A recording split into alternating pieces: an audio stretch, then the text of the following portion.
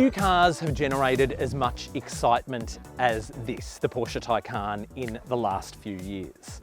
So much so that despite the fairly hefty entry price, this was the third best-selling electric vehicle in Australia last year, behind the Tesla Model 3 and the much more affordable MG ZS EV.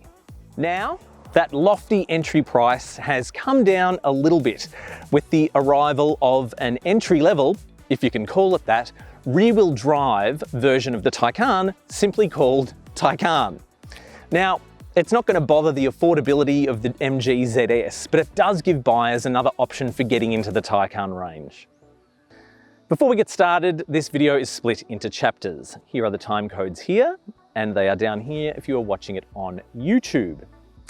My detailed review of the Taycan is online at carsguide.com.au, and if you are watching on YouTube, don't forget to like, subscribe and hit the bell icon to stay up to date with all of our latest videos. The rest of the Taycan four-door sedan range went on sale in Australia in early 2021, with variants including the 4S, Turbo and Turbo S, while the sporty GTS is landing in the first half of this year. Prices range from $194,700 before on-road costs up to an eye-watering $345,800 for the Turbo S. There's also three grades of the wagon-like Taycan Cross Turismo starting at $176,600. But this latest sedan variant, simply called the Taycan, is the only single-motor rear-wheel drive model in the Taycan range. As the new range opener, the Taycan starts from $156,300 before on-road costs. Yes, that's still clearly very expensive, but it's a good $38,000 cheaper than the 4S. It's hard to compare pricing with its competitors because at the moment there aren't many. The Tesla Model S has been taken off the local roster until the refreshed version lands, possibly later this year, and the Mercedes-Benz EQS sedan is yet to be priced. Audi's e-tron GT is mechanically related to the Taycan and it starts from $171,900, but it's not offered with rear-wheel drive. Standard equipment in the new Taycan grade includes 19-inch aero wheels, power folding exterior mirrors, dual-zone climate control, pre-entry climate control, tinted windows, partial leather interior, comfort front seats with 14-way power adjustment, digital radio, Apple CarPlay and more. The base Taycan misses a lot of the goodies found in more expensive variants. As a result, you'd struggle to call the standard features list generous. There are a lot of options, some of which should be standard at this price point, and there are some quite odd omissions. For example, it has a heated leather steering wheel as standard, but heated front seats are a $910 option. If you want ventilated seats, that's an extra $2,120. The example we drove at launch included a tick under $40,000 worth of extras, bringing the price to $194,800. The Taycan is one of the most desirable cars on the road, and the design has become something of an instant classic.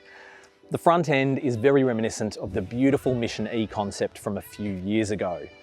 Now, the new Taycan variant, the entry-level variant, is much the same as all the other Taycan variants, but there are a few little differences here and there. The entry-level Taycan gets LED headlights, but the LED matrix headlights fitted here will set you back about $3,600. There are two EV charging ports, right here and at the exact same place on the fender on the other side. This variant comes with 19-inch wheels, but you can also get 20 and 21-inch hoops as options. Inside, the Taycan is all about minimal design with clean lines. It's quite cool to see all of the digital functions light up on the dash and the console when the car is on. Being a sports car manufacturer, Porsche has gone for a cockpit with a sporty bent. You feel very ensconced in the car. The materials appear to be very high quality and the clean design approach is visually appealing, but it's not without its frustrations. Many of the functions are housed in the trio of screens here in the Taycan, and it's very, very high tech. maybe a little bit too high-tech sometimes. The air conditioning, for example, great, you've got all the controls here, but if you want to change the flow of the air vents, you have to do that digitally through the screen up here. You can't just do it manually, which seems like a bit of an odd choice. It also feels like tech for tech's sake. In saying that, the screen is actually pretty easy to use. There's quite a logical menu structure and it's quite visually appealing as well, as is this little screen down here. The main digital screen in front of you, the instrument cluster, is also very clear and it's adjustable. You can change it so you've got it completely with the sat nav or you've got other things visible there at the same time. In terms of storage, you can fit a bottle in the doors on either side here, and you can also fit coffee cup and bottles in one of the 2 cup holders here. The central bin is medium size. You can fit a few things in there. You will probably fit a phone, and the glove box isn't massive. There's also this weird space here, which kind of looks like it would be quite useful, but if you put too much there, it's going to slide off the second that you accelerate. These seats are beautifully designed. They're absolutely stunning to look at and they're incredibly comfortable. They're very, very supportive, and I think Porsche has done a smashing job with these seats. I can easily sit behind my 6-foot tall driving position in the back of the Taycan. As you can see, I've got a decent amount of leg room. Toe room's a bit tight under those lovely front seats, and headroom is also quite tight back here because of the sloping roofline. It's also quite hot in this car at the moment. This panoramic sunroof looks quite lovely, but it doesn't keep the heat out as well as something like BMW's iX, which I reviewed recently, that has the electrochromatic situation, which is very fancy and keeps the UV rays out. These seats are beautiful. They're not quite as supportive as the front seats, but they do have a little bit of bucketing. And for those with kids, you've got the ISOFIX points on the outboard seats. In the middle, there is an armrest here that will fit coffee cups, bottles and things like that, or you can just use it as an armrest. Now, it is technically a 5-seater, but realistically, I don't think anyone's going to be using this as a 5-seat family car. You've also got air vents for the rear passengers at knee level height, a little bit of a storage container here, and vents down under the seats as well. It's a really nice space, although a little bit tight if you're a taller human. One of the benefits the Taycan has over its pricier siblings is it's actually got a bigger boot. It can swallow 407 litres, which is about 40 litres more than the other Taycan variants. As you can see, they do have one of the charging cables in a bag in the boot, which does take up quite a bit of space. There is underfloor storage as well with one of the other chargers, so I'm not sure why that doesn't fit in there. So just bear that in mind. The Taycan has a power tailgate and the rear seats fold 60/40, but there's no spare wheel. You have to make do with the tyre repair kit. There's also more storage here up front under the bonnet. It can swallow about 84 litres, which is enough for a couple of large grocery bags or a couple of gym bags. While the base Taycan might be missing a few in-car tech and comfort features, Porsche has not skimped on standard safety gear. In fact, all of the key safety systems like adaptive cruise control, auto emergency braking and lane keep assist are standard fare on all Taycan variants, regardless of the price and grade, which is a welcome move. The only thing missing is a centre front airbag to help avoid injuries in a side crash. The Taycan has not been tested by ANCAP, but it was awarded a 5-star rating by Euro NCAP in 2019. For more detail on the safety features and how they function, check out my review at the CarsGuide site. While other Taycan variants have 2 electric motors and therefore offer all-wheel drive traction, the entry-level Taycan has just 1 motor on the rear axle and is rear-wheel drive. The standard 79.2 kWh Taycan battery offers up a total system output of 240 kilowatts of power and 345 Newton meters of torque. Buyers can option a larger capacity 93.4 kWh battery called the Performance Battery Plus. That increases those outputs to 280 kilowatts and 357 Newton meters. They are impressive numbers, but they are well down on the 320 kilowatts, 640 Newton meters of the Taycan 4S.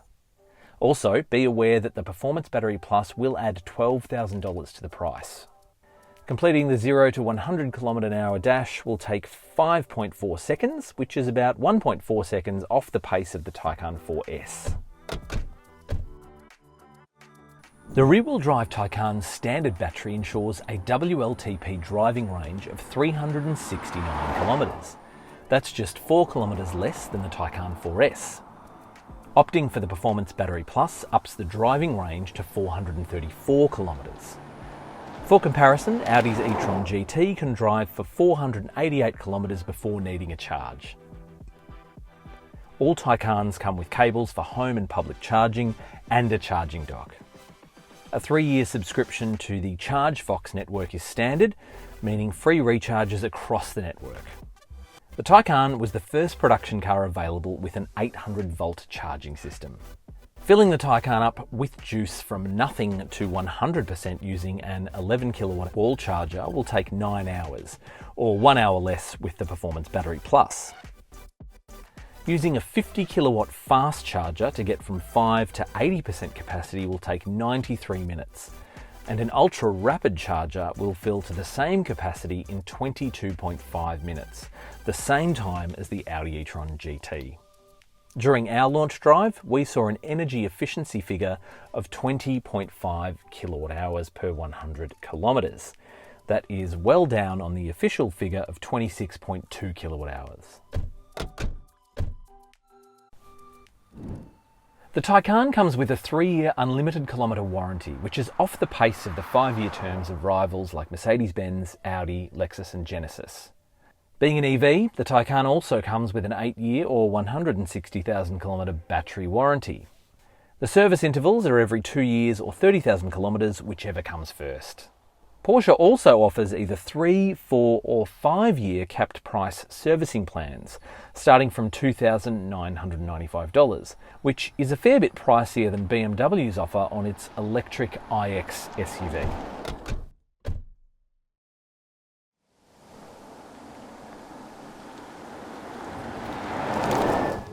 As is typical of an electric vehicle, the acceleration in the base Taycan is pretty swift. As I said earlier, a little over 5 seconds. Doesn't feel as immediate as the Cross Turismo 4S I drove just after this, but it's more than enough acceleration for most people. If you want to up that, there's of course sport mode, as well as normal mode and an eco mode that helps save battery. If you want to up the EV experience, Porsche also has the electric sports sound, which sounds very, very, very cool when you're driving. The rear-wheel drive Taycan is a little bit more playful than the all-wheel drive version.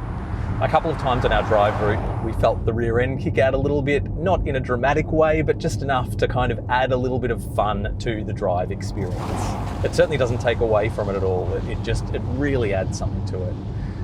I think it's quite a different driving experience to the all-wheel drive. I did drive it back-to-back with the Taycan Cross Turismo 4S, which is a phenomenal car and planted, but there's just something really special about this rear-wheel drive version too.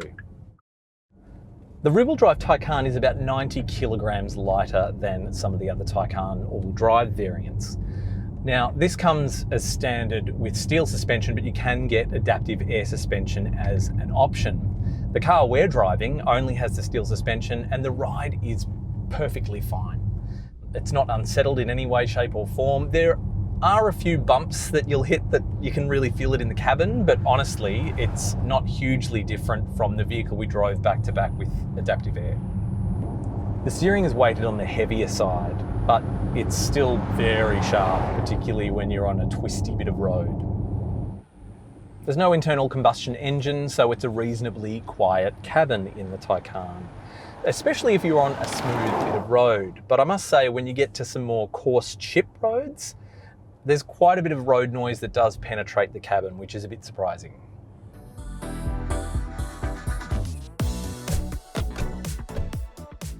The new entry-level Taycan is guaranteed to generate a bit of interest for Porsche, given the lower price of entry. Whichever way you look at it, the Taycan is an expensive car, but there are plenty of people willing to pay for that Porsche premium. This new rear-wheel drive version doesn't take anything away from the experience of the all-wheel drive versions of the Taycan. In fact, it adds a bit of fun and excitement to the drive that you don't get with the all-wheel drive. It might not be as quick, but it handles beautifully. Here is my score for the entry-level rear-wheel drive Taycan. Don't forget that my full review is on the CarsGuide site, and don't forget to hit subscribe to stay on top of all of our latest reviews.